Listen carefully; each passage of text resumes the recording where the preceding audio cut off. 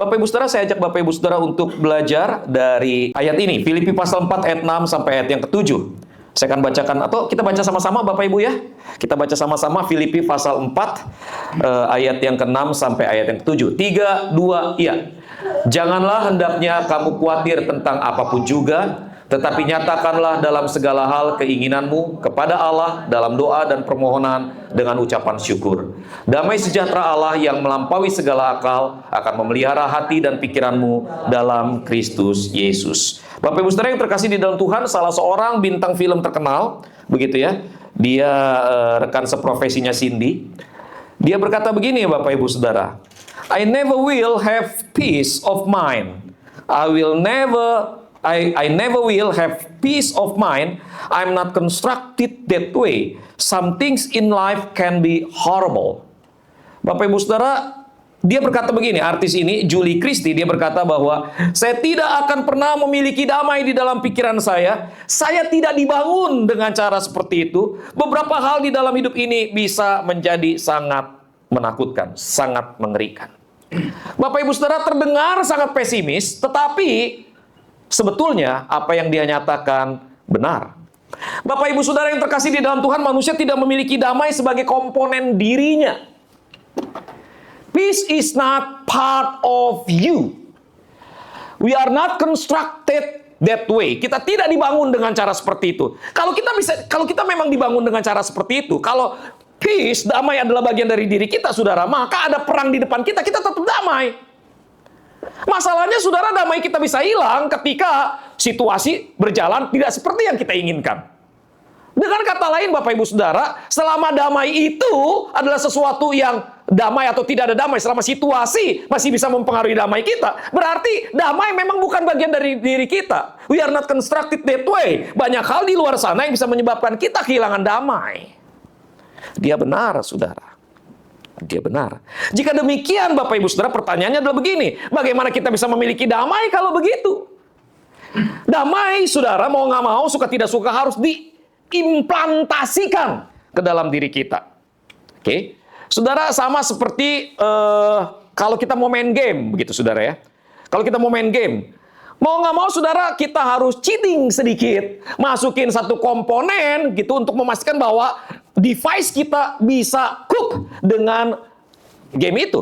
Mau nggak mau, saudara. Jadi, saudara, kalau saudara ingin damai, if you want to function that way, maka saudara, Allah harus mengimplantasikan damai sejahtera. Dan damai sejahtera Allah, saudara, menjaga hati kita di dalam Kristus. Seharusnya begitu. Namun saudara, setelah menerima damai sejahtera Allah, seringkali kita justru tetap dijajah oleh kekhawatiran. Pertanyaannya kemudian adalah begini saudara, bagaimana kita bisa melepaskan kekhawatiran, bagaimana kita bisa mempertahankan damai? Saudara, untuk bisa mempertahankan damai, saudara, kita harus belajar mengucap syukur. Untuk bisa mempertahankan damai di dalam hati kita harus belajar mengucap syukur. Firman Tuhan berkata begini, saudara. Janganlah hendaknya kamu khawatir tentang apapun juga, tetapi nyatakanlah dalam segala hal keinginanmu kepada Allah dalam doa dan permohonan dengan ucapan syukur. Saudara, kata khawatir di sini berasal dari bahasa Yunani, merimnao. Merimnao. Apa saudara? Merimnao. Ayo sama-sama saudara. Merimnao. Saudara, merimnao artinya pikiran yang terpecah-pecah dan tercabik-cabik antara berbagai hal. Gampangannya begini saudara.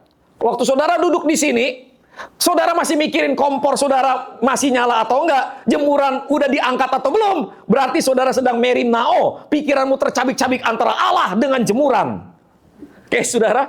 Berarti saudara pikirannya sedang kacau, saudara. Itu berarti kondisinya sedang khawatir. Nah, lawan dari merimnao adalah ucapan syukur. Mengucap syukur berasal dari bahasa Yunani, meta Eukaristias. Meta Eukaristias. Syukur adalah sikap hati yang mendasari doa. Syukur mengubah sifat permintaan dari keluhan atau tuntutan menjadi pengakuan akan kedaulatan Allah. Syukur mengingatkan orang pada apa yang telah Allah lakukan bahkan sebelum permintaan dijawab. Dengan kata lain, saudara, sebetulnya ucapan syukur tidak pernah berupa positive thinking. You don't have any reason to To be grateful hanya karena positive thinking. Saudara, positive thinking kayak gini ya, saudara ya. Saudara lagi jalan, nyebrang nih. Lalu kemudian saudara ditabrak oleh mobil. Kaki sengklek. Udah kaki sengklek begitu saudara ya. Terus ditanya, gimana kondisinya kaki? Nggak apa-apa, saya bisa. Positif. Lu mau positif, kaki lu tetap sengklek. Paham maksud saya saudara? Positive thinking without basing it on reality, it's a totally lie. Positive thinking tanpa mendasarinya di atas realitas, itu adalah sebuah kebohongan, saudara. Nah, ketika saya berbicara mengenai realitas, saya tidak berbicara hanya mengenai realitas materi, tapi kita juga berbicara mengenai realitas spiritual. Nah, berbicara mengenai realitas spiritual, saudara, kita harus melihat kembali kepada Allah, bahwa Allah adalah Allah yang berdaulat, Allah adalah Allah yang maha kuasa, Allah adalah Allah yang membuktikan kasih-Nya melalui pengorbanan Yesus Kristus. Memandang pada Dia, maka kita bisa mengucap syukur. It is not positive thinking. It is faith. Keyakinan bahwa Allah tetap berkuasa apapun situasi kita. Itu sebabnya, saudara, kita bisa bersyukur. Walaupun situasi di sekeliling kita tidak memungkinkan, walaupun situasi di sekeliling kita menimbulkan duka dan luka, saudara, kita bisa tetap bersyukur karena dasar dari ucapan syukur adalah Allah. Nah, pertanyaannya, mengapa mengucap syukur dapat menghilangkan kekhawatiran? Karena begini, saudara. Nah, belajar teologi sedikit. Saudara, di dalam diri Allah ada dua hal yang saudara harus paham. Yang pertama adalah usia, dan yang kedua adalah energia. Apa, saudara, yang pertama? Usia. Yang kedua? Usia adalah esensi Allah yang tidak terjangkau. Usia adalah esensi Allah yang tidak terjangkau. Energia adalah energi Allah yang tidak diciptakan. Ambil contoh, saudara. Saudara lihat ini nih. Nih, yang ini nih, yang saya tunjukin gini nih. Lain ini. Saudara lihat? Oke. Saudara lihat apa? Lampu. Lihat lampu atau lihat cahaya lampu? Lampunya saudara lihat kan? Enggak. Yang saudara lihat adalah, tapi cahaya lampu itu adanya dari lampu. Lampunya tidak saudara lihat. Oke. Tapi saudara lihat dari cahaya. Nah, sekarang lampunya itu sendiri dapat cahaya dari mana? Kenapa? Dari energi. Energinya dari mana? Listrik. Oke. Saudara pernah kepikir nggak saudara untuk megang listrik? See? So you cannot touch the electricity. So, when you see this, you see energia. You don't see the usia. And you cannot touch the usia, because when you touch the usia, you shall die. Saudara hanya bisa melihat energia. Saudara tidak bisa melihat usia. Bahkan saudara tidak bisa menyentuh usia. Sebab jika saudara menyentuh usia, saudara pasti mati. Itu sebabnya Alkitab berkata begini, tidak ada seorang pun yang bisa melihat Allah dan tetap hidup. Kenapa? Kalau lu ngelihat Allah, lu pasti mati. Oke? Karena Allah itu kudus. Dia nggak bisa lu lihat, dia nggak bisa lu sentuh, dia nggak bisa lu jamah. Loh, tapi Allah kan menghadirkan dirinya di atas Gunung Sinai. Tar dulu, yang hadir di atas Gunung Sinai itu energia. Itu sebabnya begitu Allah itu hadir, manusia nggak ada yang bisa lihat. Cuma manusia bisa ngelihat, bisa merasakan energianya. Gunung Sinainya shaking. Mereka gemeter, mereka tertunduk, mereka berlutut. Dan Allah hadir di mana, Bapak Ibu Saudara? Allah hadir melalui tabut perjanjian. Tetapi saudara, tabut perjanjian is not the usia of God. Tabut perjanjian adalah Allah yang hadir dibungkus dengan tabut perjanjian itu. So you can see, you can sense the energy, but you can touch the usia. Bagaimana dengan Yesus? Allah harus menjelma menjadi manusia. Sebab jika Allah tidak menjelma menjadi manusia, maka di usia will punish you all of sinners. Nah, saudara, energia Allah, dengan energia Allah menyatakan diri dan berkomunikasi dengan ciptaannya. Nah, saudara, damai sejahtera adalah salah satu energia. Itu sebabnya, saudara, damai sejahtera tidak bisa Anda ciptakan.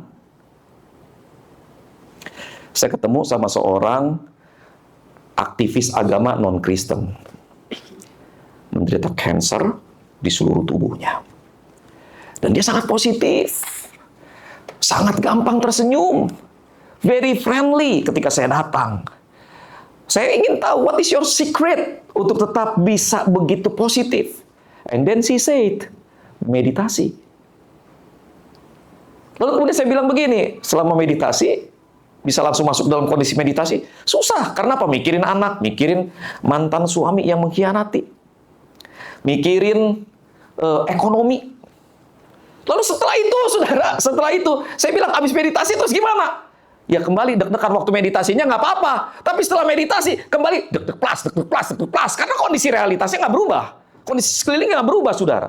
Dengan kata lain, apapun yang kita lakukan, we cannot create peace. Nggak bisa. Damai, saudara, bukan ciptaan psikis. Tapi kehadiran dan tindakan Allah yang hidup, meresapi, dan mengubah manusia. Jadi ketika Allah hadir dalam hidupmu, di situ baru ada damai. Amin, saudara. Kenapa? Karena damai adalah God's energia. Energinya Allah. Nah, saudaraku yang terkasih di dalam Tuhan, pertanyaannya, kenapa kok bisa hilang? Itu damai. Karena gini nih, saudara. Evagrius Ponticus, salah seorang petapa Ortodoks Timur, saudara, dia mengatakan bahwa pikiran pertama, the first thought of all is that of love of self. After this, the eighth. Jadi hal pertama yang menyebabkan manusia itu kacau dan kehilangan damai adalah pertama-tama cinta pada diri sendiri atau ego. Nah, dari cinta atas diri sendiri, baru muncul 8 yang namanya logismoi. Apa namanya, saudara? Logismoi. Dan 8 logismoi artinya pikiran yang mengganggu. Nah, di dalam logismoi ada 8 logismoi. Yang pertama adalah kerakusan. Gastrimargia. Oke. Gastrimargia. Membayangkan penyakit dan kekurangan mendorong untuk mengabaikan disiplin rohani. Rakus. Hawa nafsu. Porneia. Keinginan yang tidak senonoh atau imajinasi yang menodai jiwa. Cinta uang, pilargiria, menakut-nakuti. Jadi dia menakut-nakuti, nanti lu tua, lu pasti miskin, lu kalau nggak punya duit, lu akan dihina orang, atau wah betapa enaknya kalau punya uang, punya harta banyak. Pikiran-pikiran seperti ini. Kesedihan, lipe, saudara, muncul dari keinginan yang frustasi atau kemarahan, jiwa terpuruk dalam penyesalan masa lalu. Lalu kemudian kemarahan, orge. Saudara, pikiran yang paling tajam, mendidih terhadap orang yang dianggap bersalah. Dan biasanya orang kalau udah orge, saudara, doanya nggak bisa, susah berdoa. Bisa berubah menjadi kebencian. Kekosongan atau kemalasan, asedia. Ini sebutnya dengan setan siang. Maksudnya udah siang, begitu saudara tetap nggak mau bangun. Setan siang. Ya, dia gampang bosen, ngapa-ngapain bosen. Apapun judulnya ngomongin selalu, udah bosen ya, begitu ya saudara ya. Lalu kemudian pujian kosong, kenodoksia. Oke, maksudnya gini nih, kepengennya dipuji mulu. Oh, lu orang hebat ya. Oh, lu orang kaya ya. Lu orang bisa begini, lu orang bisa begitu ya. Kesombongan, hiperepania.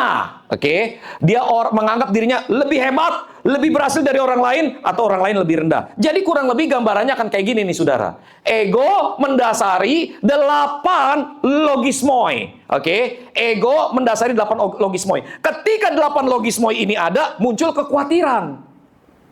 Nah, pertanyaannya bagaimana menghilangkan kekhawatiran, saudara? Caranya, lepaskan ego. Jangan fokus sama ego, mulai fokus pada Allah. Nah, ketika kita fokus pada Allah dengan cara mengucap syukur, fokus pada Allah, mengucap syukur, kekhawatirannya digeser, damai sejahtera yang muncul. Paham peta ini, saudara? Oke? Jadi dengan kata lain, saudara, saudara nggak bisa tuh melepaskan diri dari yang namanya ego dan ke-8 logismoi itu, sampai saudara menghadirkan Allah, langsung berhadapan dengan ego. You have to choose. Orang bilang begini, udahlah jangan khawatir. Jangan khawatir tentang apa yang harus dimakan, diminum, dipakai. Kalau lapar tetap akan khawatir gitu, saudara. Betul ya? Tapi kan permasalahannya kita mau fokus pada diri kita, atau kita fokus pada yang lain, pada Allah. Setuju, saudara? Oke, sekarang semuanya keluarin jari begini. Jangan yang tengah, telunjuk aja. Lalu kemudian fokus liatin. Jari telunjuk itu, fokus liatin. Fokus liatin, terus. Udah? Oke, sekarang merem sebentar. Lalu kemudian lihat lagi tunjuknya, jangan fokus. Jangan fokus pada telunjuk itu. Lihat apapun kecuali telunjuk itu. Bisa? Oke, saudara, pada waktu saudara begini, fokus pada telunjuk, gambar di sekeliling telunjuk saudara, gambar di sekeliling saudara, buram atau jelas? Buram. Tapi ketika saudara nggak fokus pada telunjuk, saudara nggak bisa ngelihat telunjuk ini, saudara ngelihat yang lain. Betul ya? Saudara harus milih. Saudara mau ngelihat Allah, sehingga kemudian kekhawatiran yang lain jadi buram, atau saudara nggak mau ngelihat Allah, sehingga kemudian kekhawatiran dan logisme yang lain jadi semakin jelas. You have to choose. Saudara harus pilih mana yang saudara mau lihat. Nah, saudara jangan sampai kayak gini. Oke, multitasking dalam hidup. Hidup lu multitasking. Kadang-kadang orang memang bisa multitasking. Yang nggak jadi masalah orang multitasking. Yang jadi masalah adalah hatinya terlalu multitasking.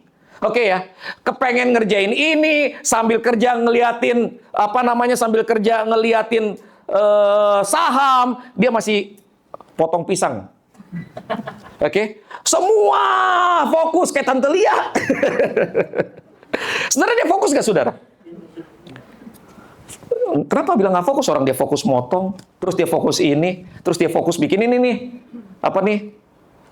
nastar. Terus dia fokus dengerin musik, dia fokus, semuanya fokus. Lu kok nggak fokus? Fokus gua. Fokus gak itu? Ketika saudara fokusnya pada pekerjaan, fokusnya pada karir, fokusnya pada bisnis, fokusnya pada keluarga, saya fokus. Itu namanya lu nggak punya fokus.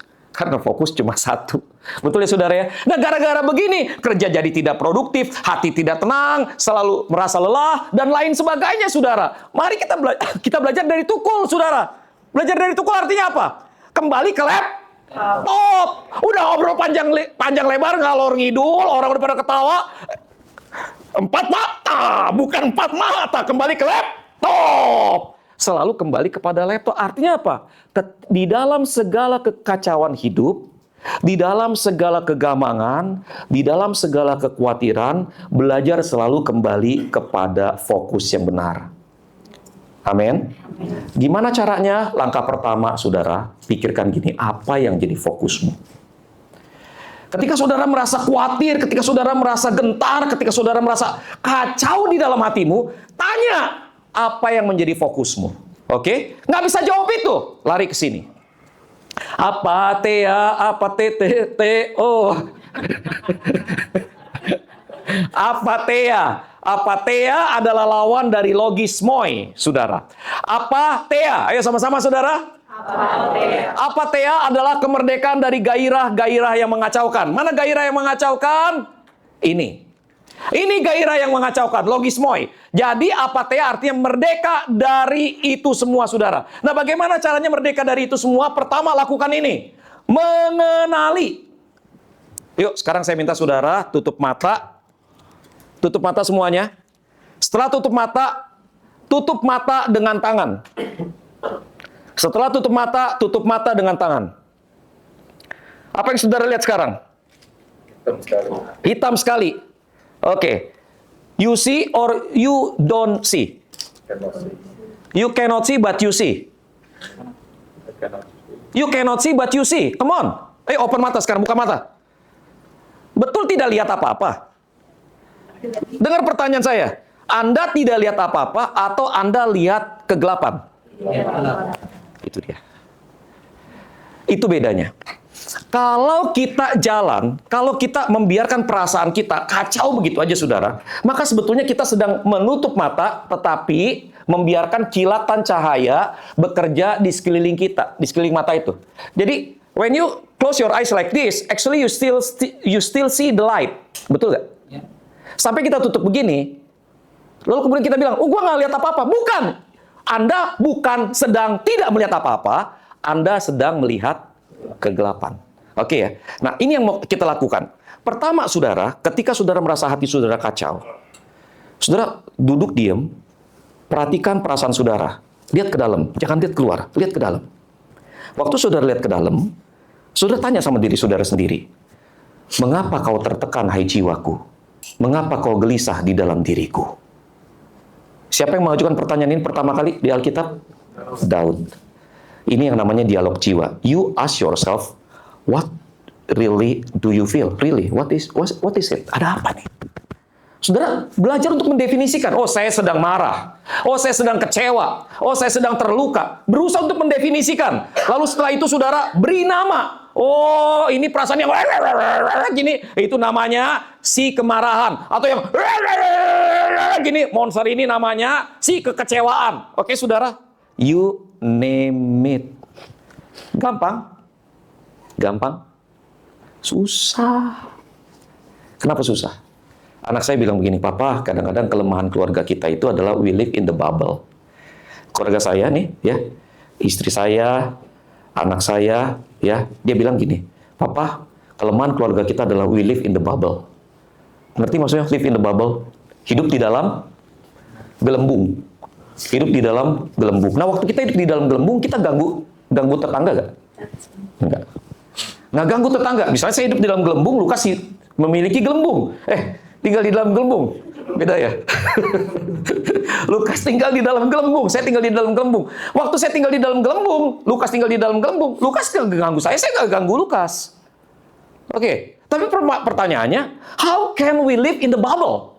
Saya coba mengerti maksudnya dia. How can we live in the bubble? Oh, we live in the bubble ketika Joshua sibuk dengan handphone Joshua, Johan sibuk dengan handphone Johan, Semu sibuk dengan handphonenya Semu, saya sibuk dengan handphone saya. Dengan kata lain, saudara, we don't speak one to another, we don't do anything, tapi we do everything. Halo? Ngerti nggak maksudnya? We don't do anything, memang nggak ngapa-ngapain sih diem, but we do everything. Artinya apa? You let your mind and your heart occupied. Pikiran dan perasaan kita nggak pernah istirahat. Pikiran dan perasaan kita nggak pernah dengan jujur ngelihat ke dalam. Lu ada apa sebetulnya? Kita sedang membohongi perasaan kita. Kita sedang menggunakan candu pada perasaan kita. Kita sedang menggunakan candu pada kekhawatiran-kekhawatiran kita. Kita seperti orang yang lagi ngegele, lagi ngeganja. Dan di momen itu kita lupa segala-galanya gitu loh saudara. Tapi we rarely solve our problem. Kita nggak selesaikan itu karena we don't have any courage untuk melihat ke dalam. Lu sebenarnya kenapa? Dan dengerin ini baik, saudara. Lu habis ngeganja, lu habis ngegele, selesai tuh efek obat biusnya. Apa yang terjadi dengan hidupmu? Kembali ke laptop. Betul nggak, saudara? Oh, udah habis pakai begitu-begituan, kembali ke laptop. Kembali ke realitas hidup. Oh, masalahnya ternyata nggak hilang. Oh, masalahnya ternyata nggak berlalu. Oh, problemnya tetap masih ada. Kenapa? Karena kau tidak selesaikan. Kenapa nggak selesaikan? Karena nggak berani hadapin. Kenapa nggak berani hadapin? Karena takut. Saudara, kita kalau doa gimana sih? Setiap pagi. Datang ketemu Tuhan, duduk, penyembahan. Haleluya. Oke. Tapi waktu menyembah, lu bilang fokus lu kepada Allah. Atau itu kata pembukaan. Screen opening. Oke. Atau yang kedua, saudara. Kita doa, duduk doa. Doain apa sih? Mostly kita doain apa? Tuhan berkati sebentar lagi kami akan menikah. Gitu ya. Ini ada dua nih yang bentar lagi akan menikah. Dua saja cukup yang akan menikah. Yang lain tidak boleh. Tidak boleh, tidak boleh. Tidak boleh. Saya tidak boleh. Kamu? Sudah menikah? Juga tidak boleh. Kalau sudah menikah tidak boleh. Oh, Tuhan berkati akan menikah, Tuhan berkati nanti vendornya Tuhan, begitu. Terus yang lu omongin apa sih sebetulnya sama Tuhan? What is the essence of the conversation? Keinginan sendiri. Jadi lu sebetulnya lagi ngomongin sesuatu, tapi lu nggak pernah ngeliat ke dalam jiwa lu. Itu yang saya sebut dengan kemarin Hadi, terputus antara tubuh dengan jiwa. Putus. Karena apa? Karena sibuk ngedoain kebutuhan tubuh, tapi nggak pernah ngeliat apa yang terjadi di dalam jiwa. Belajar apatia. Belajar lepas dengan cara apa? Mengenali, menamai, lalu belajar kembali fokus kepada Allah. Yang kedua, saudara, damai sejahtera akan kita pertahankan jika kita berada di dalam Kristus. Jadi bukan hanya mengucap syukur, tapi juga belajar untuk tetap di dalam Kristus. Saudara, firman Tuhan berkata begini, damai sejahtera Allah yang melampaui segala akal akan memelihara hati dan pikiranmu dalam Kristus Yesus. Saudara, kata memelihara berasal dari bahasa Yunani, phroresei. Apa? Phroresei. Vorese. Kata saudara, vorese itu istilah militer. Artinya menjaga seperti prajurit di dalam benteng. Jadi di dalam benteng menjaga. Oke? Di dalam benteng menjaga. Itu sebabnya saudara, firman Tuhan berkata, damai sejahtera Allah yang melampaui segala akal akan memelihara hati dan pikiranmu dalam Kristus Yesus. Oke? Di dalam Kristus Yesus. En Kristo Yeso. Di dalam Kristus Yesus. Artinya saudara, kau hanya akan merasakan damai jika kau ada di dalam Kristus. Kristus yang jadi bentengnya, kau ada di dalam Dia. Sehingga kemudian saudara, berada di dalam Kristus adalah S dan K. Syarat dan ketentuan berlaku. Dengan kata lain, kau tidak akan mengalami damai jika kau tidak tinggal di dalam Kristus walaupun kau orang Kristen. Walaupun kau orang Kristen, kalau kau tidak tinggal di dalam Kristus, kau tidak akan mengalami damai.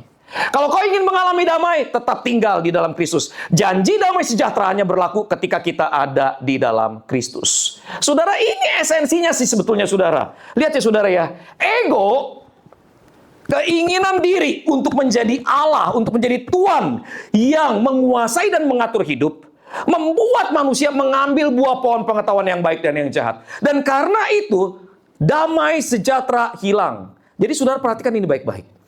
Damai sejahtera hilang ketika manusia jatuh dalam dosa. Manusia bermusuhan dengan Allah. Manusia terpisah dari Allah. Manusia hilang. Tapi kemudian Allah bertindak. Lihat, ini keputusan Allah. Allah mengutus anaknya yang tunggal Yesus Kristus mati di atas kayu salib. Dan pada waktu Yesus mati di atas kayu salib, tirai pemisah antara ruang kudus dengan ruang maha kudus terbelah menjadi dua. Dengan kata lain saudara, yang tadinya terpisah karena dosa, oleh pengorbanan Yesus dihancurkan sehingga orang yang berada di sini bisa masuk ke dalam, menghadap tahta kasih karunia dan memiliki hubungan yang intim dan dalam dengan Allah. Dengan kata lain saudara, pengorbanan Yesus menghancurkan perseteruan, mengembalikan damai sehingga kita bisa berada di dalam Kristus. That is the first step. Efesus pasal 2 ayat 14-16 berkata begini.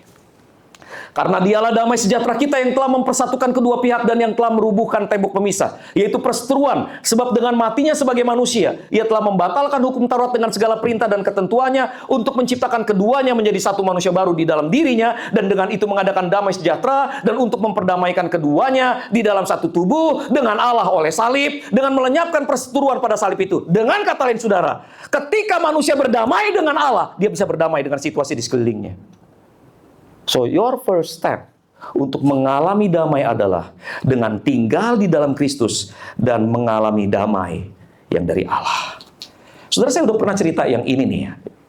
Saya harap saudara ingat. Tapi supaya seru, saudara pura-pura lupa. Kenali dia siapa? Yang ini gembalamu. Ganteng nggak? Dari kecil udah ganteng, saudara. Ini adik saya. Ini waktu itu kami nggak punya adik lagi. Ini cuma berdua. Ya, ini adik saya, si Andrian. Bapak Ibu Saudara, persis di usia ini nih. Persis di usia ini. Papa ajak kami berdua selalu setiap minggu ajak jalan-jalan ke alun-alun kota Bandung. Setiap kali lewat, pasti ngelihat ada rumah gede, di dalamnya ada anjing gede. Setiap kali lewat, si Dede ini paling takut sama anjing nih. Dia takut gitu ya. Tapi kemudian karena setiap kali lewat si Papa nuntunin, lama-lama dia jadi berani begitu. Lalu kemudian di depan pintu gerbang yang gede gitu ya, dia langsung berdiri. Dia kan jalan duluan. Saya bilang, "Dek, arek kemana sih ya, Dek?" Tenaun.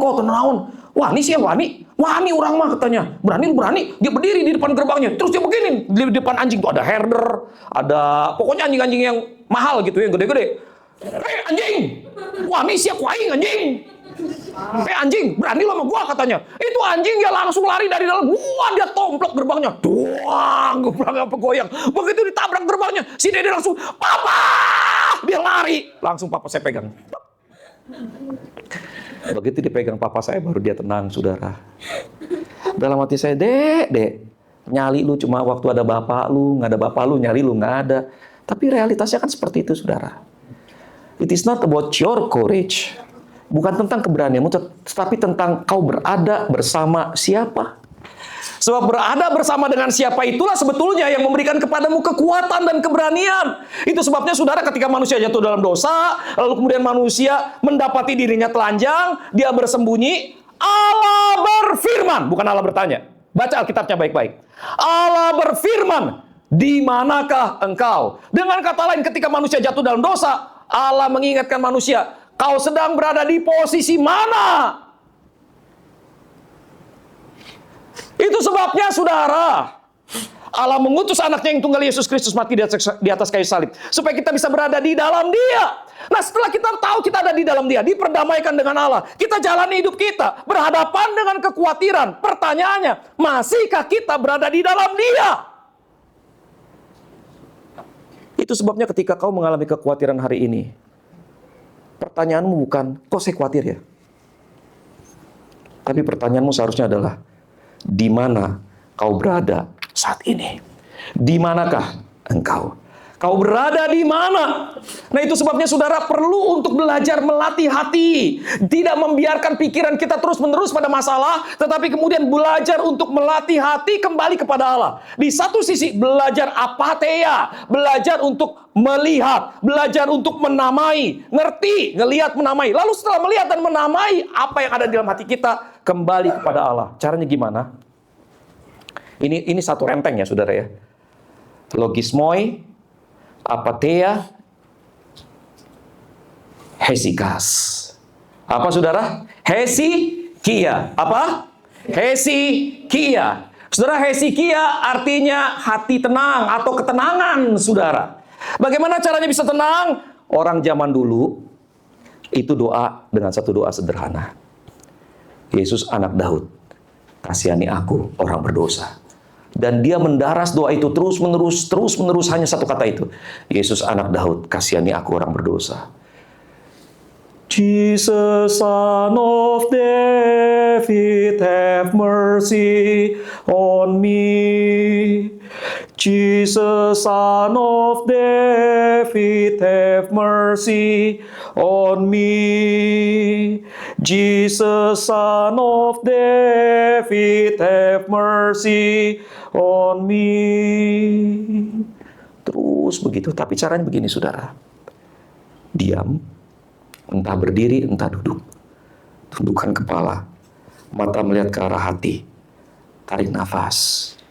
Bilang waktu narik nafas, Yesus anak Daud, kasihani. Yesus anak Daud. Diam, lalu kemudian buang nafas. Waktu buang nafas bilang begini, kasihani aku orang berdosa. Yesus anak Daud, kasihani aku orang berdosa. Terus begitu, sampai kau menemukan tenang di dalam hatimu. Saudara, ini adalah disiplin rohani yang berusia lebih dari 500 tahun. Gereja-gereja Ortodoks Timur hidup dengan tradisi ini. Gereja Ortodoks Syria, Ortodoks Koptik, Ortodoks Rusia, Ortodoks Yerusalem, Ortodoks Yunani Gerika hidup dengan disiplin rohani. Mereka nggak punya ini, saudara. Haleluya, nggak punya begitu, saudara. Tapi mereka punya iman yang stabil karena apa? Mereka belajar apatheia, melepaskan logismoi, lalu kemudian belajar hesychas, kembali kepada Allah di dalam doa yang sederhana. Yesus anak Daud, kasihani aku orang berdosa. Saudara ingat kisahnya kan? Ada orang buta duduk minta-minta tiap-tiap hari di pinggir jalan.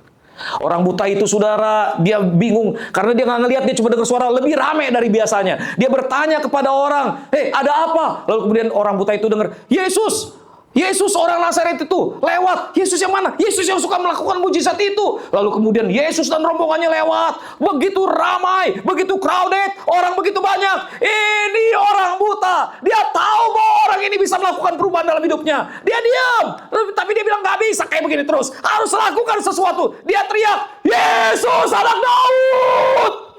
Yang lewat, berisik, buta, berisik, diam, berisik, diam. Yesus anak Daud, diam, berisik, buta. Yesus anak Daud. Yesus berhenti. Dan ketika Yesus berhenti, dia bertanya, apa yang kau mau aku lakukan bagimu?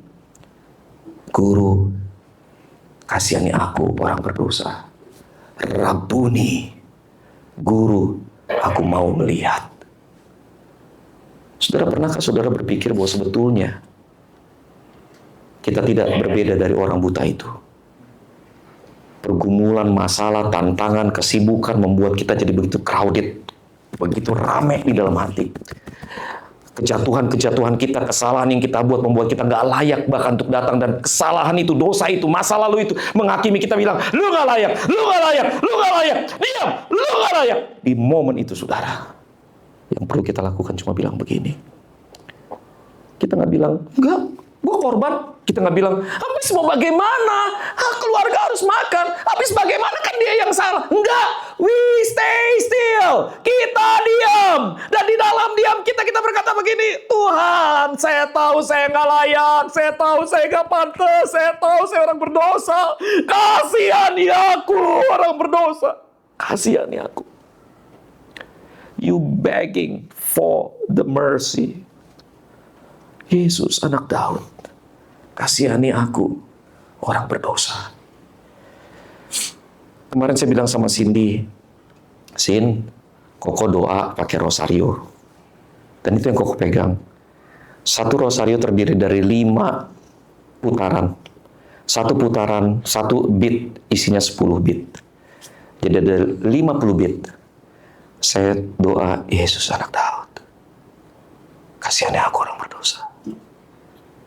Yesus anak Daud, kasihani aku orang berdosa. Yesus anak Daud, kasihani aku orang berdosa. Saudara, saya nggak pernah merasa layak di hadapan Tuhan. Itu sebabnya saya selalu memohon belas kasihan dari Yesus anak Daud. Dan ketika itu terjadi, saudara, saya merasa lebih tenang. Istri saya bilang, sejak lu belajar Tai Chi, nyetir lu jadi pelan. Karena saudara, pada yang ini yang orang nggak tahu Pak Sugi. Waktu saya begini,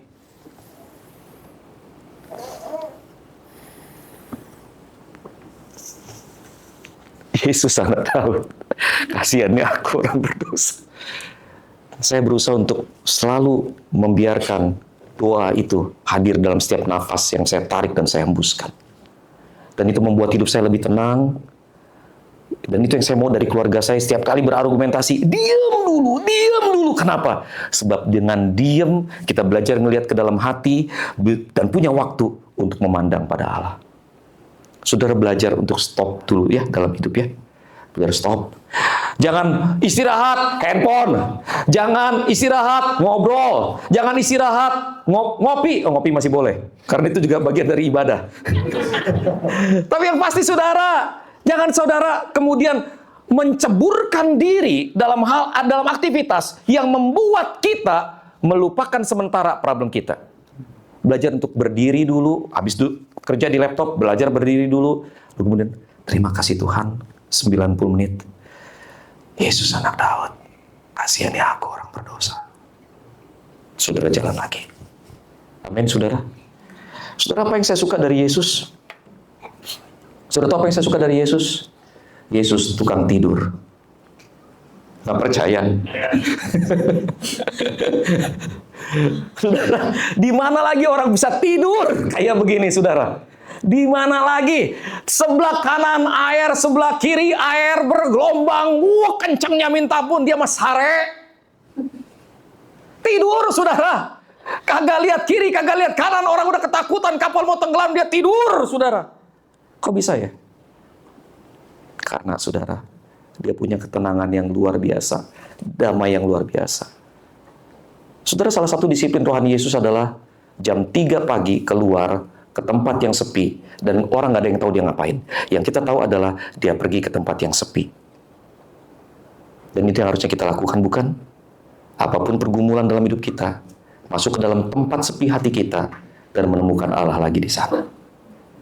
Biarlah damai sejahtera itu merangkul hatimu, memberikan kekuatan.